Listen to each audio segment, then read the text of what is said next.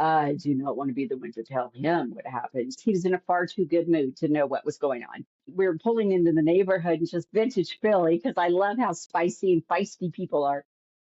So we're pulling into the neighborhood and I get out of the live truck. We're all marked up, NBC 10, KYW. And I start to walk up the sidewalk and I hear this man say, Toots, what are you doing? And I'm like, uh, someone's calling me Toots. Toots?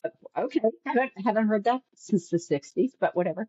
And I was like, I'm looking for Jason Sweeney's house, and he goes, yeah, I'm his dad, and I'm like, oh, and I looked at my crew, my live truck operator, my photographer, because he was in a far too good mood to know what was going on, and I was like, and so he said, why do you need the Sweeney household? I said I was hoping I could talk to Jason Sweeney's parents, and he says, that's me. Yeah. How do you get out of this now? And we're in our big live truck. And I mean, we're there for a reason, right? Right. And so I said, have you heard from police? And his body changed, his body language changed then. And he goes, no, why? And I said, why don't you go in and check with your wife for a second and we'll be out here. And he goes, what do you know? And I'm like, please go talk with your wife. And he went into the house. And then when he came back out, he was a changed man. It was anger and fury and outrage and all the above. And he came flying out of that house and he said, you going to the field? And I said, we are. We're going to go to the field. We're going to get some video. And he goes, I want to go with you. And I'm like, please, no.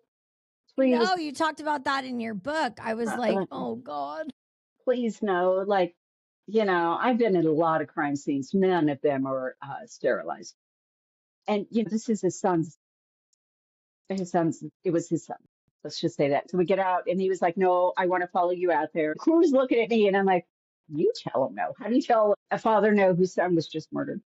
So I'm like, let's just try and get through this and make it the best as we can for him. So we get out there and it was an ugly crime scene that you could imagine that involves machete, body parts, and blood.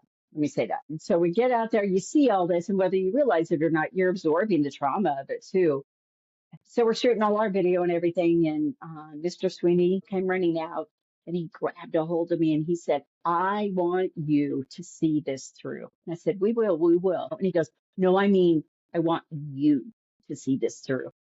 And I'm like, yeah, okay, okay. And then, so this was kind of early in the evening, maybe 5 or 6 p.m.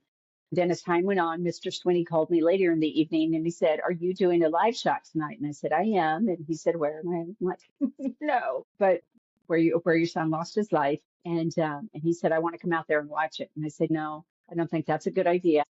We put a disclaimer on television.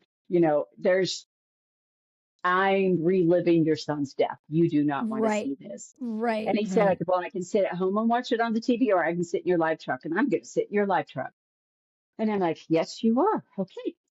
So I kind of look at the crew and I'm like, good luck and turn it up and just console him. But I reminded him, it's going to be hard. It's going to be really, really, really, really hard. And, so I did the live report. And then when I came back and I walked to the satellite truck, there's my photographer, the sat truck operator, and Mr. Sweeney, all hugging each other, bawling. And my two guys I worked with, they're parents. I don't have kids, but they have kids, and so it was a very emotional moment. I thought, he got what he needed. I mean, how do you tell a parent no in that situation? He got what he needed, and then he looked at me and he said, I want the death penalty. And I'm like, talk to the DA. Let him know in Pennsylvania they have the death penalty. Talk to the DA. That's not something I can help with, but I can help to kind of see this through the court system and, make sure nothing slips through the cracks for him. So that's what I did.